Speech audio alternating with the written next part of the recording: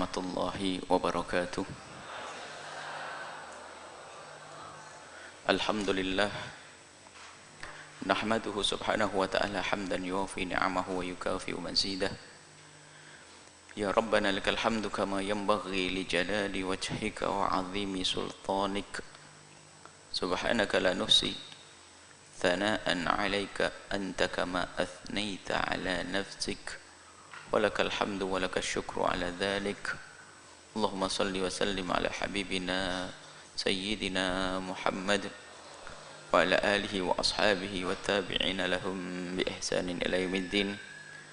Allahumma ya Rabbana rizukna mahabbata habibika sayyidina Muhammad, a'inna ala ittiba'i sunnatihi wahsurna yawmal qiyamati ma'a zumratihi wa tahta liwa'ihi.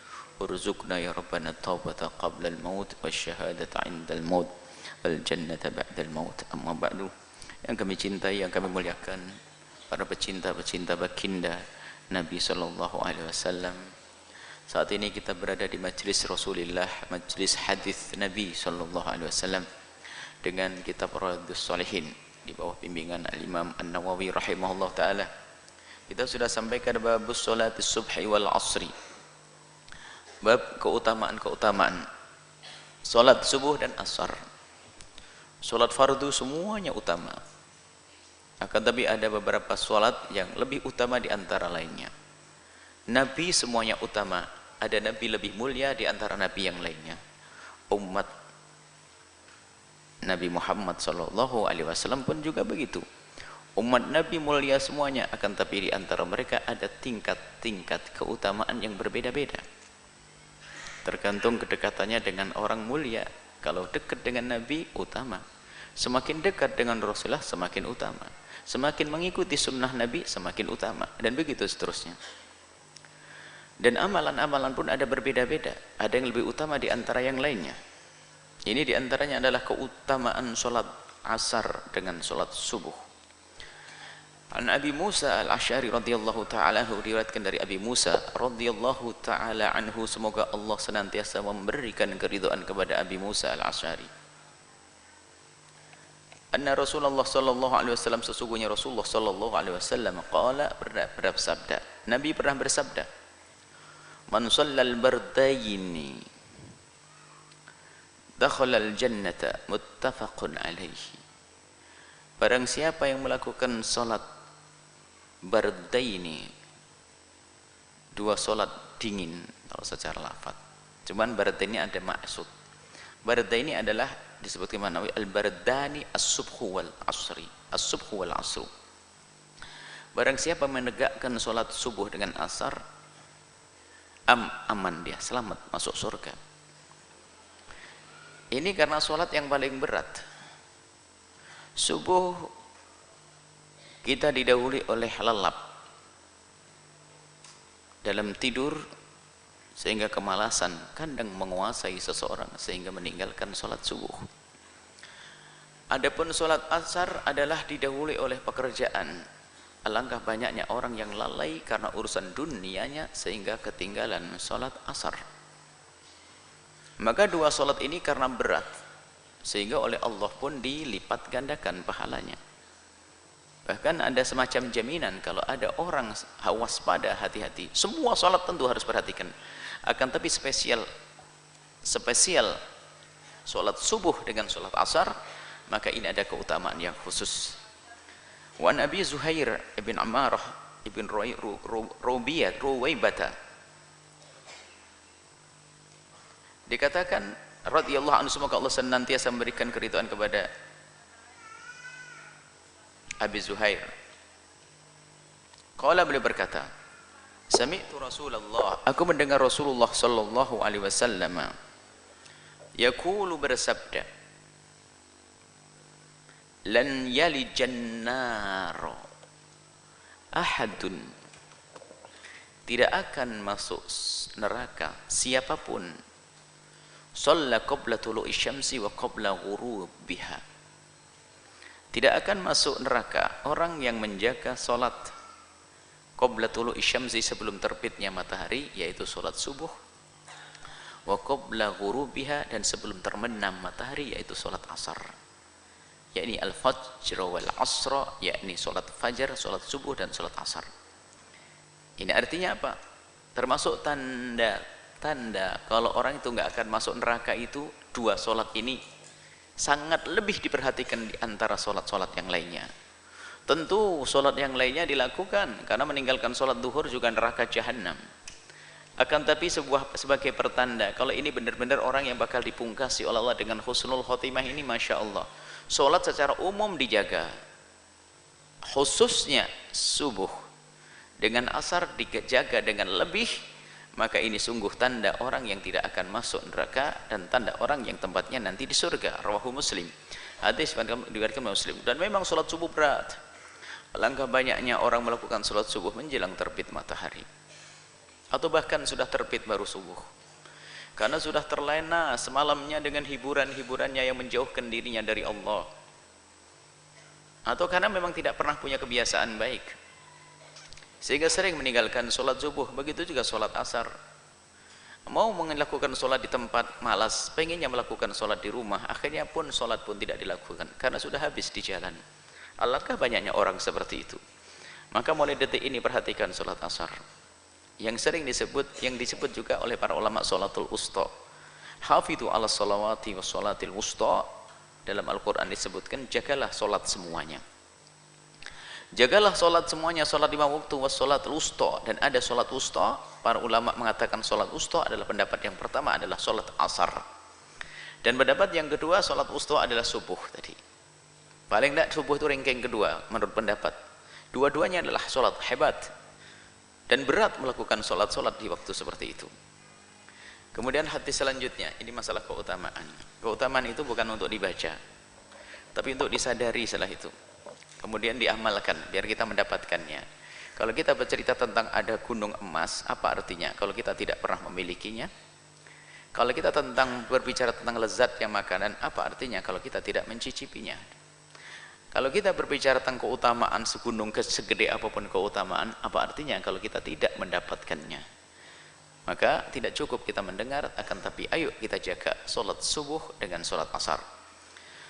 Wan Jundab ibn Sufyan radhiyallahu taala anhu, dari Sayyidina Jundab ibn Sufyan radhiyallahu taala anhu, qala, beliau berkata, qala Rasulullah sallallahu alaihi wasallam, Rasulullah sallallahu alaihi wasallam bersabda, man shalla subha, barang siapa melakukan sholat subuh, di sini mutlak, tidak ada guide-nya, tidak ditentukan sholat subuh sendirian atau berjamaah. Kita ada pendapat, sebagian mengatakan memang di situ ada guide. Riwayat lain, man shallal fajr fi jama'atin. Riwayat lain, barang siapa sholat subuh dengan berjamaah. Hadis di sini disebut oleh Imam Nawawi, man sholat subha, hanya sholat subuh saja, baik berjamaah atau tidak.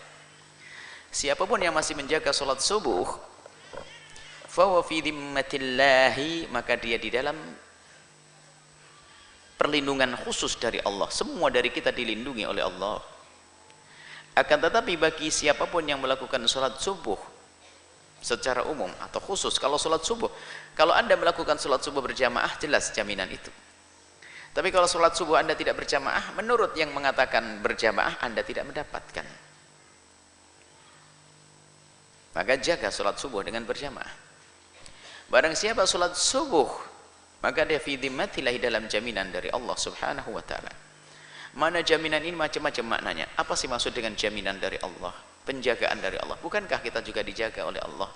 Ada penjagaan yang khusus dari Allah. Sebagian mengatakan bahasanya kalau sudah dijamin oleh Allah itu kalau seandainya, semoga panjang umur semuanya, kalau seandainya dimatikan oleh Allah di hari itu yang sholat subuhnya dia melakukan dengan berjamaah, atau dia sholat subuh, maka tanda kalau matinya dia husnul khotimah. Artinya kalau orang sudah melakukan sholat subuh berjamaah, susah su'ul khotimahnya. Ayo kita peduli dengan sholat subuh berjamaah. Bolehlah ada gerakan sholat subuh berjamaah, biarpun hanya sebulan sekali, selebihnya tidak tahu di mana, kan begitu. Kita perlu sholat subuh berjamaah setiap hari, diupayakan. Fangdur ya bna Adam, melihatlah wahai anak Adam.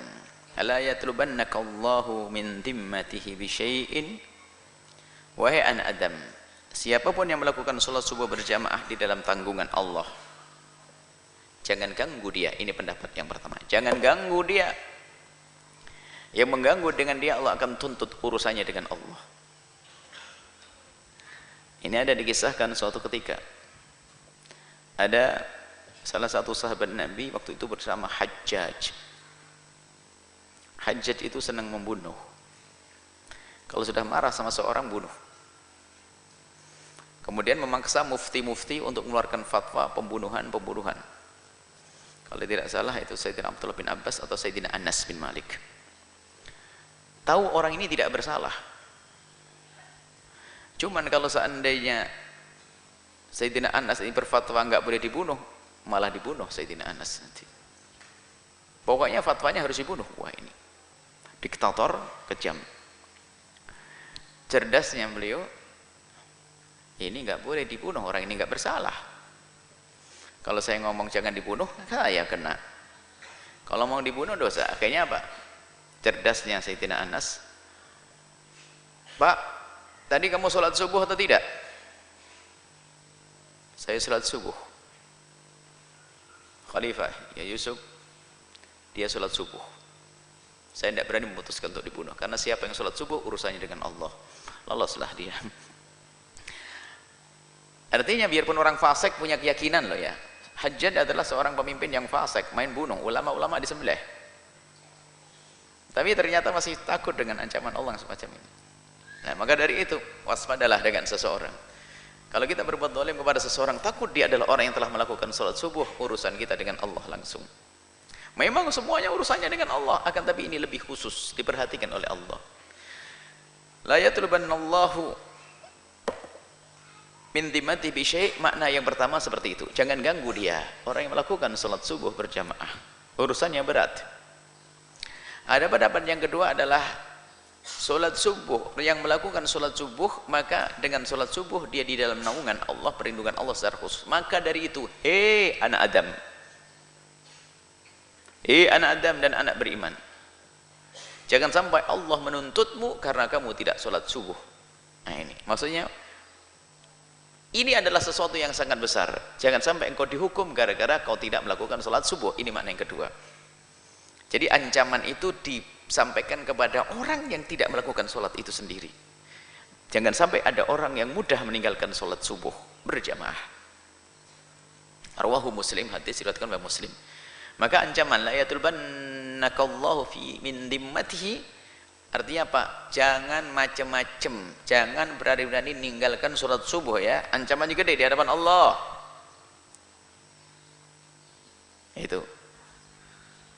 Kalau yang pertama, makna yang pertama difahami para ulama adalah jangan macam-macam dengan orang yang sholat subuh berjamaah, urusanmu dengan Allah. Ini dua-duanya adalah makna yang benar yang dihadirkan oleh para ulama. Rawahu Muslim, hadis diriwayatkan oleh Imam Muslim rahimallahu taala. Wa an Abi Hurairah radhiyallahu taala anhu, dari Abi Hurairah radhiyallahu taala anhu, qala, beliau berkata, qala Rasulullah sallallahu alaihi wasallam bersabda, yata'aqabuna fikum malaikatum bil laili wa malaikatum bin nahari wa yajtami'una fi salati subhi wa salati al-'asri thumma ya'ruju alladhina batu fikum fayas'aluhumullahu. Ada malaikat yata'aqabuna, berganti-ganti dan tidak ada hentinya. Yata'aqabuna, akibat itu ada sesuatu, ada akibatnya. Yata'aqabun, bergonta-ganti. Ada malaikat yang diperintahkan oleh Allah naik turun berganti. Ada malaikat pagi, ada malaikat sore, sip-sipan begitu. Ada pagi dan sore, pagi sore. Kemudian mereka berkumpul di mana malaikat-malaikat itu? Di tempat-tempat sholat. Jadi kalau sholat asar itu malaikat menyaksikan semuanya, berkumpul di situ. Anda tidak tahu. Alhamdulillah tidak kelihatan. Allah menutup itu semuanya. Dan itu untuk ujian bagi kita. Iman, malaikat di kiri kanan kita tidak melihat itu. Kita tidak melihat. Ya ta'aqabuna, bergonta-ganti mereka, tidak ada hentinya. Dan berkumpul fi sholati subhi, di salat subuh, wa sholatil asri. Dan mereka itu berkumpul di tempat-tempat melakukan salat subuh, salat asar. Kalau sudah selesai salat, pergi. Kalau waktu salat, pergi. Jadi maksudnya tanknya, sipnya, ganti sipnya itu waktu salat. Jadi kalau lagi salat subuh, malaikat yang itu turun, ya kan? Kemudian malaikat yang jaga pergi. Fa yas'aluhumullahu wa huwa a'lamu bihim. Kemudian Allah bertanya. Kalau pertanyaan Allah itu bukan pertanyaan karena Allah tidak tahu. Akan tapi itulah sunnah. Allah bertanya. Bukan pertanyaan itu selalu keinginan untuk tahu. Bukan. Ada pertanyaan ujian juga kan ada. Ustadz waktu bertanya kepada Anda, waktu kita belajar, Pulau Madura ada di mana? Apakah ustadznya tidak tahu? Ya tahu dong, ngetes. Rukun Islam ada berapa? Ustadz kok tanya? Masa gitu? Kurang ajar kamu. Nah ini, tidak semua pertanyaan adalah perlu jawaban untuk beritahu. Dan begitu juga Allah, waktu Allah bertanya kepada malaikat, Allahu a'lam, Allah lebih tahu. Akan tapi agar tugas malaikat disempurnakan laporan, biarpun sudah tahu. Karena laporannya malaikat juga ibadah. Kaifa taraktahu ibadi? Kaifa taraktum ibadi? Hei malaikat, gimana waktu kamu meninggalkan hamba-hambaku tadi? Kamu kan punya tugas mengawal hambaku, melihat hambaku yang ada di bumi sana. Kemudian kamu naik. Ganti malaikat yang lainnya. Akhirnya yang naik itu ditanya oleh Allah, apa yang kau temukan pada hamba-hambaku? Taraknahum wa hum yusallun wa atainahum wa hum yusallun. Waktu aku datang mereka sholat. Waktu kami pergi mereka juga sholat. Sholat terus. Nah ini. Sholat isya asarnya sholat, subuhnya sholat. Dan ini dilaporkan kepada Allah. Dan inilah yang menjadi sebab semakin besar pahalanya. Disaksikan oleh malaikat-malaikat dan dilaporkan kepada Allah. Allah sudah tahu. Cuman laporan itu adalah bukan karena memberitahu Allah, bukan tugasnya malaikat. Kemudian juga dan an Jarir bin Abdullah, dari Sayyidina Jarir bin Abdullah radhiyallahu taala anhu, qala, beliau berkata, kunna 'inda Nabi sallallahu alaihi wasallam, aku bersama Nabi. Waktu aku berada pada Nabi, fa nadhara ila al-qamari lailatal badri. Nabi melihat rembulan pada bulan purnama. Melihat rembulan di bulan purnama. Faqala, kemudian Nabi berkata, innakum satarawna rabbakum kama tarawna hadzal qamara. Engkau akan melihat Tuhanmu nanti seperti engkau melihat rembulan ini. La tadammuna atau la tudammuna. Kalau pakai tadam ditasydid tadammun, ini adalah masalah bahasa.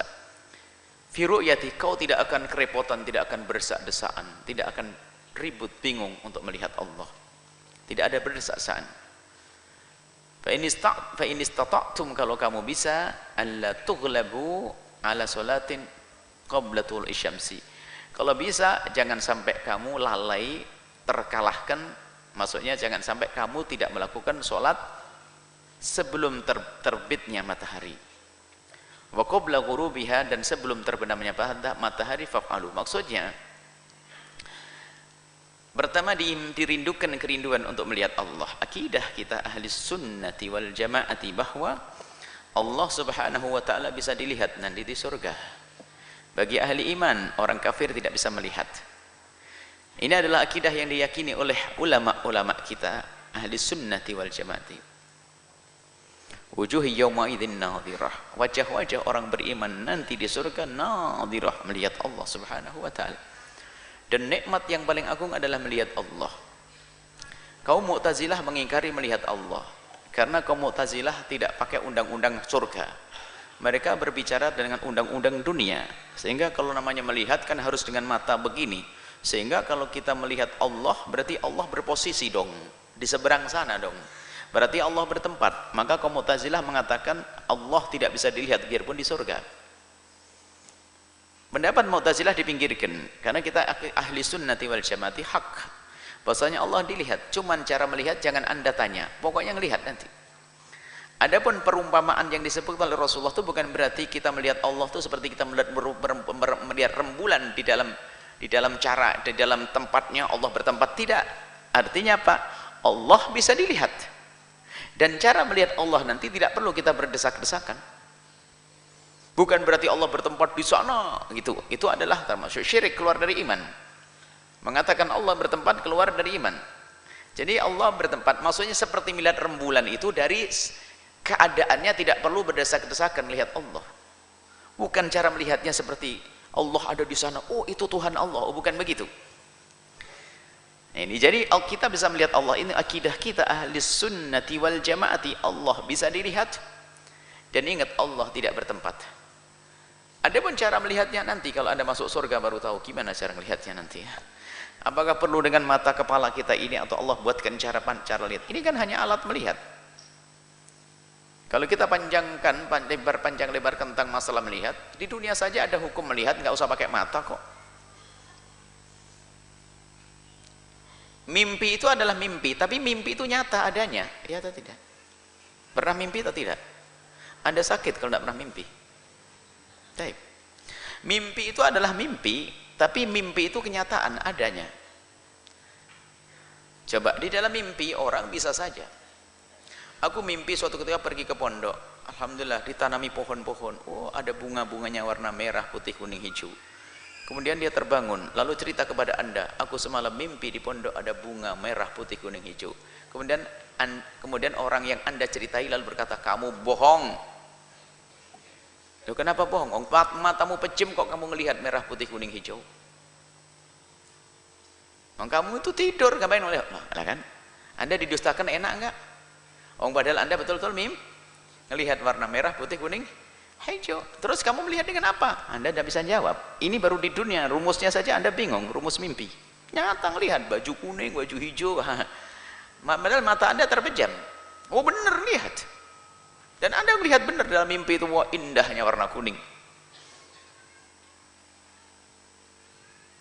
Atau Anda yang mau nikah istikharah, kelihatan dia datang. Wah. Ayo. Dibatalin, bohong, nggak jadi nikah, nyesel kan gitu. Nah, ini adalah rumus di dunia saja, ada hal yang Anda tidak paham, tapi ada. Dan ternyata waktu Anda dalam mimpi melihat Anda tidak dengan mata, tidak tahu dengan apa itu. Ya pokoknya Allah kasih tahu warna merah, putih, kuning, hijau. Ini di dunia saja ada rumus, kita yang tidak sambung, tidak bisa memahaminya. Bagaimana nanti di akhirat? Yang di akhirat, oh luar biasa. Bayangkan. Enggak kebayang kalau Anda punya 16 pembantu, kopi langsung datang, es datang, nasi uduk datang. Nah, itu kan pembantu 16. Bisa. Tapi kalau di surga itu Anda baru angan-angan berkeinginan sudah didatangkan. Masya Allah. Makanya ada seorang yang mencoba mengiaskan keenaan di surga dengan di dunia, maka jadi murtad dia. Karena rumus di dunia itu kalau enak terus nggak pernah merasakan nggak enak, gimana tahu enak? Bukankah kita tahu rasa manis karena ada pahit? Nah, ini kan inti kan di dunia. Kapan kita tahu manis? Karena kita pernah merasakan apa? Bagaimana di surga nggak ada siksa kok merasakan nikmat? Terus gimana nikmat ukurannya kayak apa? Lah inilah orang. Ente ini ngukur dengan dunia, ukuran dunia. Baik, dunia saja tidak semuanya rumus dunia nggak kita bisa paham. Rumus mimpi tadi. Makan sate enak, waktu bangun nyesel. Ya Allah puasa-puasa kenapa kamu bangunin? Kan saya lagi mimpi makan sate. Tiba-tiba bangun ngos-ngosan. Kenapa? Dikejar harimau. Lah. Padahal dalam mimpi kenapa ketakutan? Memang harimau ada di mana? Wong dalam mimpi kenyataannya takut kok dia. Mau kita dustakan, marah dia. Oh, bohong. Gak enak bener itu. Wong lihat harimau mau diterkam, bangun. Alhamdulillah. Memang sebaik-baik dalam mimpi adalah paling jelek saat bangun, dan sejelek-jelek dalam mimpi adalah enak kalau bangun. Mimpi ya mimpi. Makanya hidupmu jangan urusan dengan mimpi. Selesai. Baik, kaum Mu'tazilah mengatakan Allah tidak bisa dilihat nanti di surga karena beliau mengiaskan hidup di surga dengan kehidupan di dunia. Akidah kita Allah bisa dilihat. Nah, kemudian nikmat yang paling agung adalah melihat Allah. Kemudian urutan selanjutnya kita melihat wajah baginda Nabi SAW. Kemudian melihat orang-orang yang telah berjasa dan punya kasih sayang dengan kita waktu di dunia. Melihat guru-guru kita, melihat ibunda kita. Allah indah. Kemudian setelah itu, nah, gimana agar engkau mendapatkan itu, gimana agar kamu semua mendapatkan ini? Lanjutannya, lakukan sholat subuh dan sholat asar, biar masuk surga, nanti melihat Allah subhanahu wa ta'ala. Dan kalau melihat Allah, nggak pakai berdesak-desakan.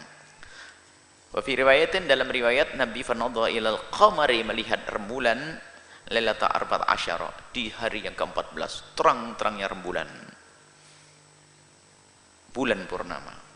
Wa an Buraidah, dari Buraidah radhiyallahu ta'ala anhu qala, beliau berkata, qala Rasulullah sallallahu alaihi wasallam, Nabi pernah bersabda, man tarakal asra, barang siapa meninggalkan salat asar, faqad habita amaluhu, barang siapa yang meninggalkan salat asar, habislah pahalanya.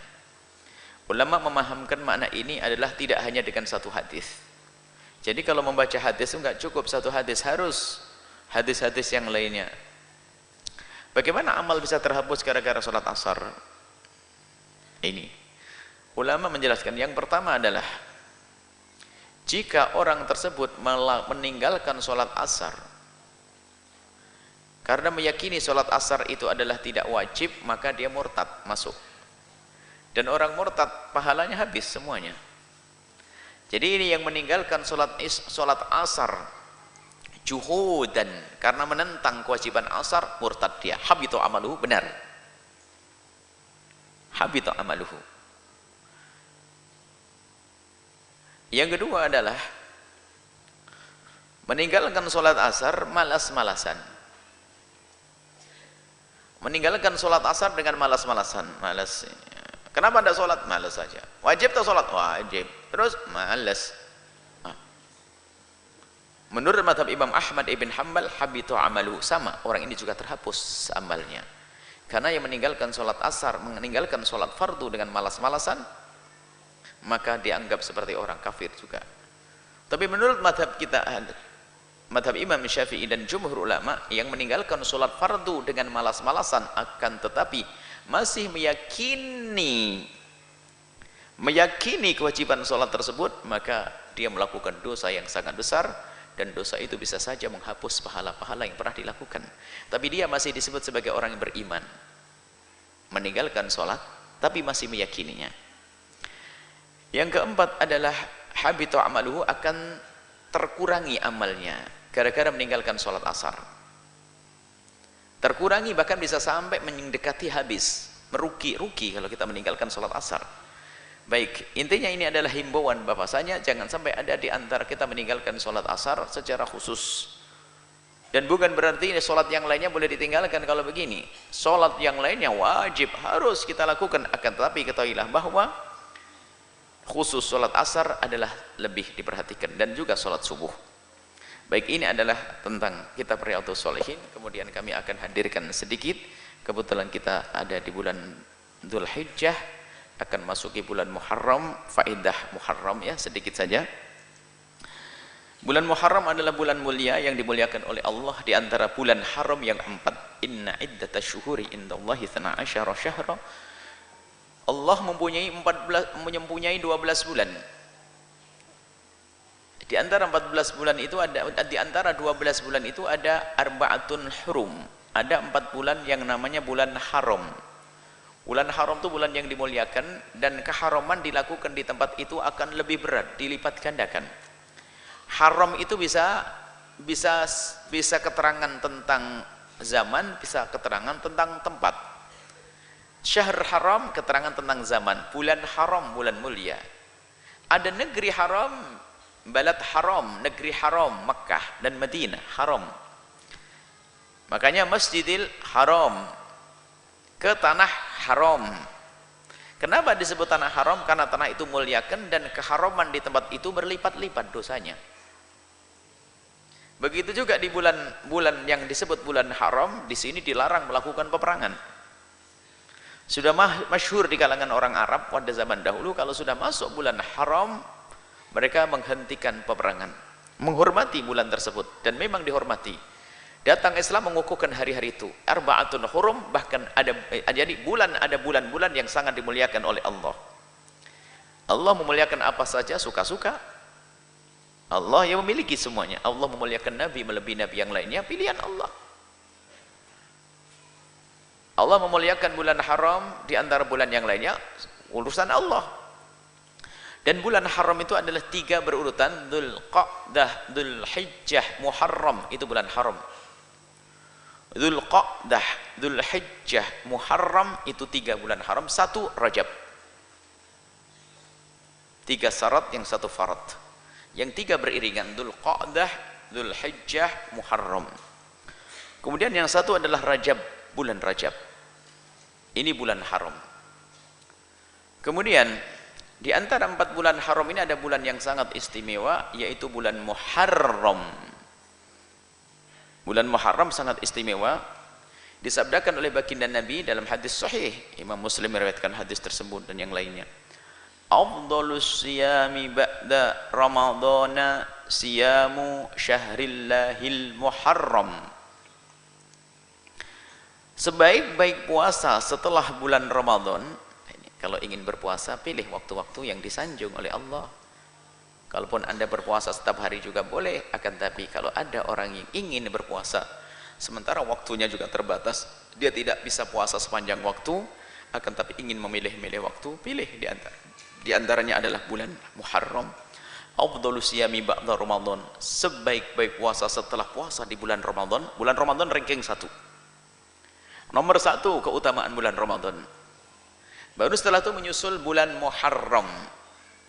Maka para ulama mengatakan disunnahkan kita untuk puasa di bulan Muharram seutuhnya sekalipun. Dimulai dari tanggal 1 hingga akhir bulan Muharram. Kadang 2. Tanggal 1 ini sunnah puasa Muharram. Nah ini.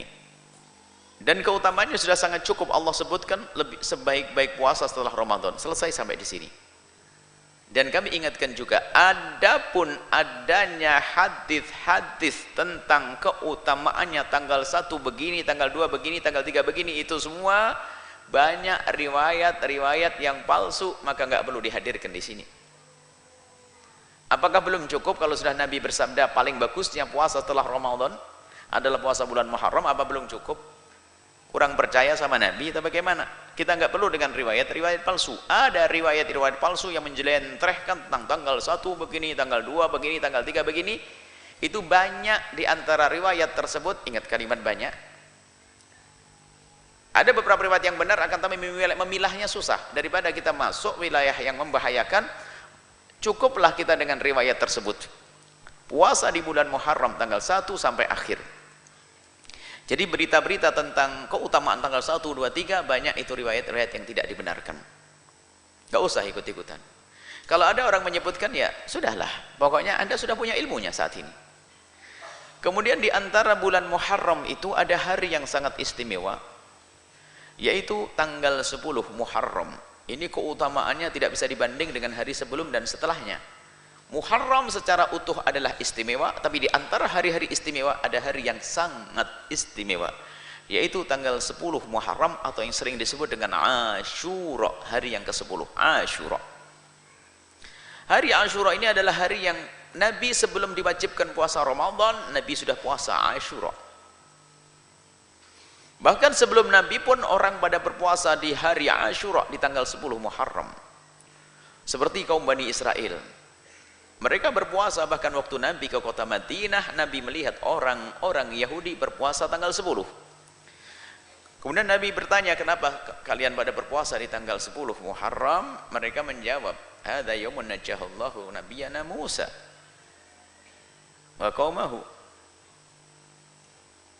Hari ini adalah hari tanggal 10 itu adalah hari yang Allah menyelamatkan Nabi Musa dari kejaran Firaun di Laut Merah waktu itu, tanggal 10 Muharram. Dan orang Yahudi berkata, kami mensyukuri nikmat tersebut, maka kami berpuasa. Spontan baginda Nabi Muhammad, nahnu ahakku bi Musa minkum. Aku lebih berhak untuk mensyukuri keadaan Musa daripada kalian semuanya. Kalian umatnya, saya Nabi seperti Musa. Fasaman Nabi SAW. Kemudian Nabi melakukan puasa di 10 Muharram.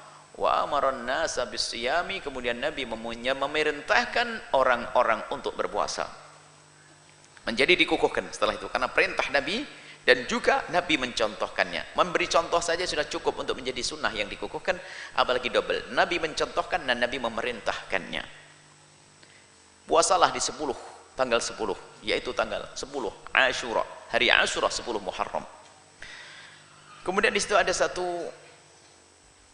yang perlu dicermati lagi dalam kisah tersebut.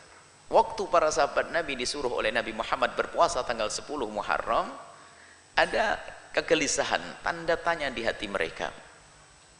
Karena orang-orang Islam pada zaman dahulu kalau berpegang dengan Islam itu kuat benar, fanatik, berpegang, yakin bahasanya Islam adalah ya'lu wa la yu'la alaih. Islam adalah yang terbaik, sehingga tidak perlu meniru-niru. Bahkan dicontohkan Nabi itu waktu dulu tuh kiblatnya Nabi itu adalah sama dengan kiblatnya orang yang lain, ngadep ke Masjidil Aqsa. Dan Nabi gelisah, bagaimana aku beribadah seperti orang-orang yang berbeda akidah denganku. Nabi melihat langit, qad nara taqalluba wajhika fis sama'i falan walliyanaka qiblatan tardaha. Dulu tuh kiblatnya itu adalah ke Masjidil Aqsa. Kemudian setelah itu apa? Nabi merasa tidak nyaman kalau kiblatnya sama-sama. Allah yang Maha Kasih, wala sawfa yu'tika fatarda. Tidak ada nabi punya keinginan kecuali dipenuhi oleh Allah. Sampai Nabi ridha, fawalli wajhataka satral masjidil haram, menghadaplah ke Masjidil Haram. Sehingga ada, kalau semoga bisa melakukan umroh dan haji, amin. Nanti di Madinah sana ada namanya Masjid Qiblataini, masjid dengan dua kiblat, kiblat dua, Masjidil Aqsa ke Masjidil Haram. Unik perintahnya waktu sholat, muternya gimana ya kan? Itu Masjid Qiblataini, masjid dengan dua kiblat ya, supaya tidak dengar tok, insyaallah umroh semuanya nanti, haji juga. Baik, nah banyak nabi tidak merasa nyaman jika harus melakukan sesuatu yang serupa dengan mereka, orang di luar Islam. Bahkan Nabi pernah mengancam, la tattabi'anna sananal ladzina min qablikum shibran bi shibrin wa dhira'an bi dhira'in hatta law takhalu fi hujri dabbin la takhaltumuhu. Nabi juga pernah mengancam, awas ya, kamu itu jangan ikut-ikutan orang di luar Islam. Akan tapi ada di antara kalian yang lemah iman itu, ada yang mengikuti cara hidup, gaya hidup, semuanya niru-niru orang di luar Islam. Dan cara nirunya nggak spontan, sedikit demi sedikit. Itu anaknya Pak Haji yang pakai katok pendek itu tidak langsung, pertama dipotong dulu sampai betis, naik diri ke tengah lutut, pelan-pelan tuh 5 tahun baru naik ke atas itu. Semoga Allah mengampuni dan berikan kesadaran. Nah ini nggak spontan. Baju yang aneh-aneh pun juga buka aurat pun nggak spontan. Mulai masih malu-malu, nggak enak, keluarnya masih agak ditutup begini. Besok sudah begini itu. Tahun depan shibran bi shibrin, mengikuti gaya hidupnya orang di luar Islam itu sejengkal demi sejengkal. Dhira'an, dhira' itu bukan sedepan dhira' tuh. Ya kurang lebihnya dikatakan sedepan. Kalau dhira' itu begini, ujung jemari, ujung siku dhira'. Dhira'an maksudnya ada di antara kalian yang lemah pendirian, itu gampang ikut-ikutan, kayak bunglon ya, ada kepentingan, merah-merah, hijau-hijau, kuning-kuning, begitu bunglon kan, begitu maksudnya. Ikut sana kalau ada enak, ikut situ kalau enak, hawa nafsu yang dituruti. Nah ini ciri-ciri orang yang lemah imannya, mudah ikut-ikutan, enggak punya pendirian. Dan begitu lemahnya orang itu, enggak punya pikiran, otaknya enggak digunakan. Hatta law dakhalu fi hujri dabbin la dakhaltumuh. Kalau seandainya orang di luar Islam itu memasuki lubang biawak. Biawak itu adalah satu binatang yang lubangnya itu pasti berkelok-kelok. Ada binatang kalau buat lubang itu lempeng. Tapi kalau biawak itu berkelok-kelok untuk menghilangkan, untuk menjebak lawan yang akan mengejarnya dia. Pokoknya biawak lah, berkelok-kelok. Begitu bodohnya ini orang yang lemah ide, lemah semangat, lemah pendirian itu, ngikut-ngikuti sampai kayak lubang biawak. Ada suatu ketika ngikuti misalnya orang yang muka kita kan beda-beda ya. Afrika oleh Allah ciptakan begitu. Orang cantik Afrika ada modelnya bagi model sana sendiri. Orang di Amerika model begitu, orang Belanda model begitu. Kita juga udah begini.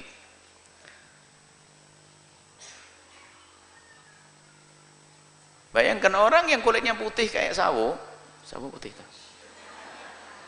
Sawo ya misalnya.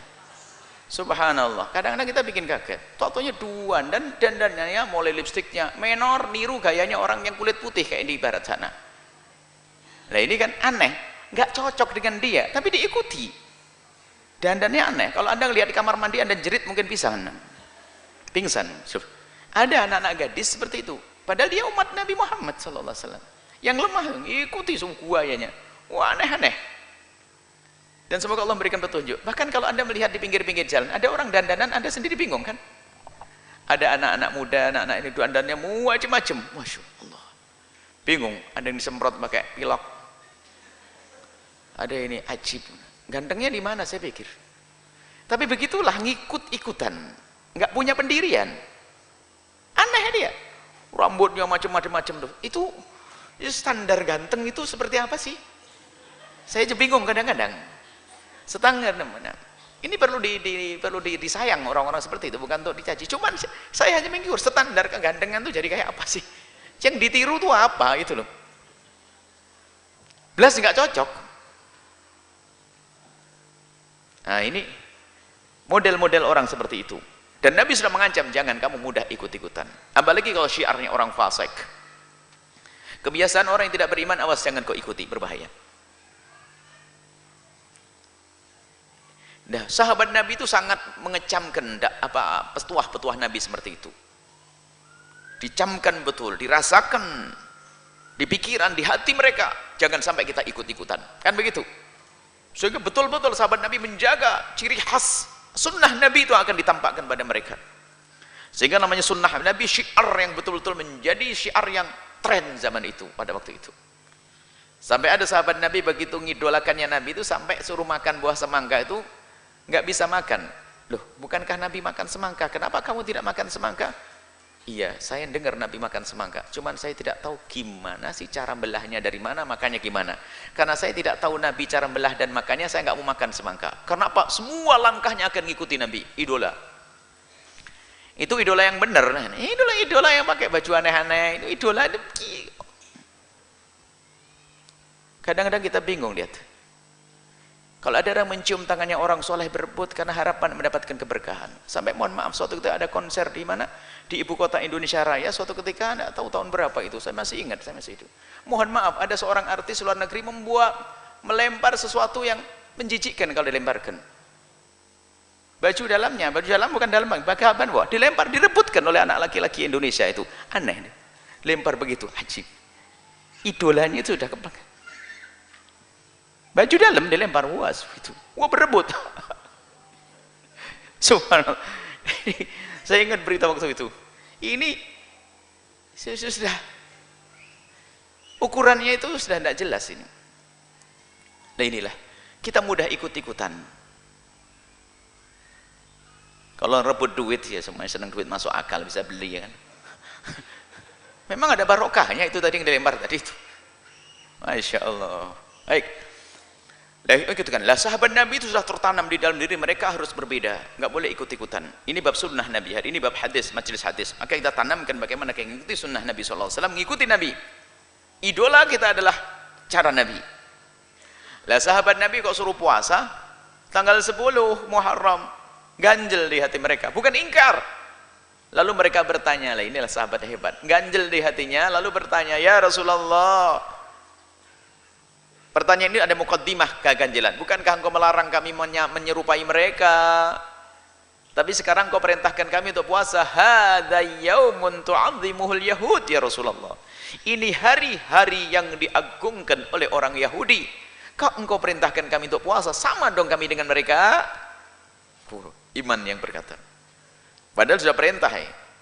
Dari Nabi hanya bertanya. Apa jawab baginda Nabi sallallahu alaihi wasallam, la in baqitu aw la in ishtu ila qabilin la asummanna tasi'a. Kalau seandainya aku masih punya umur sampai tahun depan, aku akan puasa tanggal 9-nya. Dan Nabi tidak sampai tahun depan. Nah ini dipahami oleh para ulama lah, ajaran dari Nabi kita harus berbeda. Puasa 10 tetap, tapi agar mendapatkan kesunahan di atas kesunahan, maka tambahlah tanggal 9 agar berbeda dengan orang Yahudi. Kalau tanggal 9 tidak sempat berpuasa, maka Anda boleh berpuasa tanggal 10 plus tanggal 11. Kalaupun sudah terlanjur puasa tanggal 10, ataunya 11 yang nggak bisa puasa, maka Anda ambil 1 hari di sepanjang Muharram. Jadi cara berbeda dengan orang Yahudi, itu ada 3 caranya.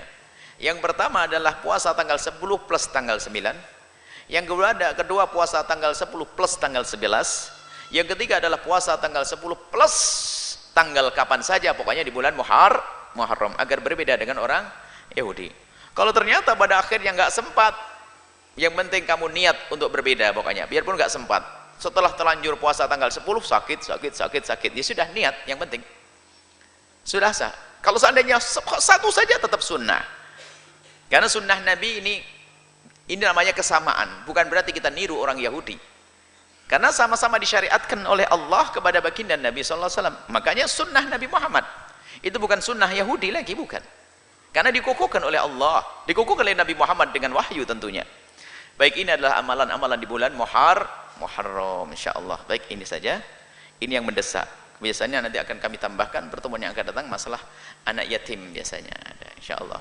Ini Muharram karena tanggal Senin nanti, Selasa nanti Muharram, biar mulai. Kalau mau puasa tanggal 1, 2 oke. Cuman jangan lupa, kalau sudah puasa tanggal 1, 2, 3, 4, 5, jangan lupa paling agung tanggal berapa? 10. Ahtasibu 'alallahi ay kaffira sanata allati qablah. Sabda Nabi, aku berharap Allah mengampuni dosa yang lalu. Jadi puasa 10 Muharram menjadi sebab diampuni dosa kita oleh Allah Subhanahu wa taala. Wallahu a'lam bissawab. Baik, syukron katsiran kami aturkan kepada guru kita semua, Buya Yahya. Mudah-mudahan apa yang telah beliau sampaikan dapat bermanfaat dan dapat kita amalkan dalam kehidupan kita sehari-hari. Amin amin ya rabbal alamin. Baik para hadirin, para hadirat, para orang tua kami, para pendengar dan juga para pemirsa dimanapun Anda berada. Selanjutnya kita memasuki sesi tanya jawab. Seperti biasa, sebelum kami memberikan kesempatan kepada para jamaah untuk bertanya, kami akan membacakan terlebih dahulu beberapa pertanyaan yang telah masuk melalui sosial media. Yaitu pertanyaan yang pertama, datangnya dari Sobri dari Karimun. Assalamualaikum warahmatullahi wabarakatuh. Tuan Guru Buya, saya mau bertanya, jika di neraka belum ada penghuninya sampai sekarang, lantas siapa yang dilihat Nabi Muhammad SAW ketika Mi'raj dan diperlihatkan neraka dan siksanya? Mohon jawabannya Buya, dan maaf jika ada salah kata. Sebelum adanya hari kebangkitan itu nanti setelah manusia dibinasakan semuanya, semesta dibinasakan, kemudian manusia dibangkitkan di hamparan. Setelah itu mereka yang ahli surga menuju surga, ahli neraka menuju neraka. Penghuni neraka yang sesungguhnya nanti. Kalau sekarang seorang hamba merasakan siksa di alam barzah, alam penantian antara surga dan neraka, antara penantian antara dunia dan alam akhirat, bukan antara surga dan neraka.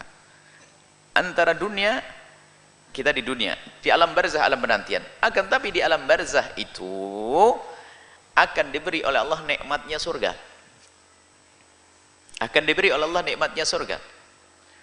Jadi kalau Anda orang beramal baik sudah menemukan keindahan nikmatnya surga di alam barzah.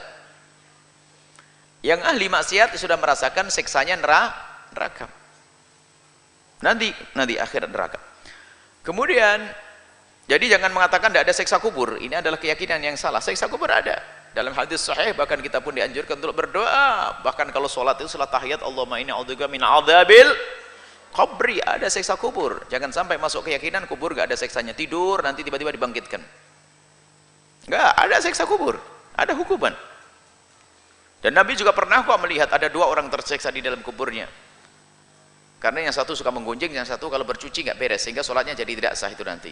Lalu Nabi mengambil pelepah korban lalu ditancapkan. Setelah gigi dibasah, dia akan mohonkan ampun kepada yang ada di dalam kubur. Ada siksa kubur. Riwayat tentang siksa kubur itu riwayat yang banyak, dan juga akidah kita ahli sunnati wal jamaati. Ada kelompok orang mereka mengaku kaum muslimin mengatakan tidak ada siksa kubur.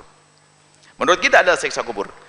Ada, dan kenikmatan kubur adalah, kenikmatan kubur adalah diambilkan dari kenikmatan surga. Ada pun caranya bagaimana? Nanti saja kalau sudah mati dan Anda insyaallah menikmati, karena Anda ahli iman. Amin. Baik.